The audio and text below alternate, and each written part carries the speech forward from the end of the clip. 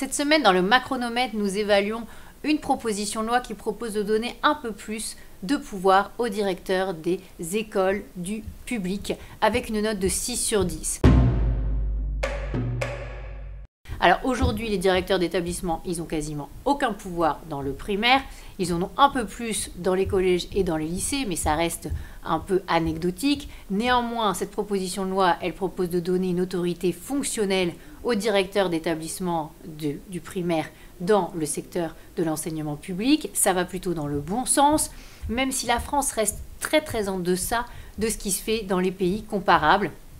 Quand on prend les chiffres des pays de l'OCDE, les élèves qui sont scolarisés dans ces pays-là, en moyenne, sont à 59% dans des écoles où les chefs d'établissement peuvent choisir leur équipe pédagogique, les professeurs dont ils s'entourent, les évaluer aussi.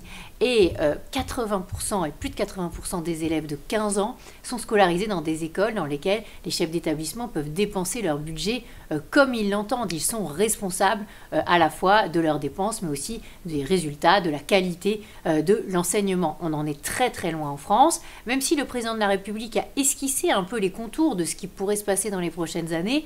On s'en souvient, c'était à Marseille quand il a dit qu'il fallait expérimenter plus d'autonomie pour les écoles, permettre aux chefs d'établissement de recruter leur propre équipe pédagogique, et donc on entend derrière de les évaluer et potentiellement de gérer leur budget aussi en autonomie. C'est ça qu'il faudra faire dans les prochaines années, s'inspirer d'ailleurs de ce qui existe dans le privé sous contrat, qui n'est pas d'ailleurs assez développé, il n'y a pas encore assez d'autonomie dans le privé sous contrat, mais la solution certainement pour une meilleure qualité d'enseignement et d'éducation, ce sera plus d'autonomie, plus de gestion locale. Donc cette proposition de loi va dans le bon sens, même si elle fait pour l'instant un tout petit pas, d'où la note de 6 sur 10.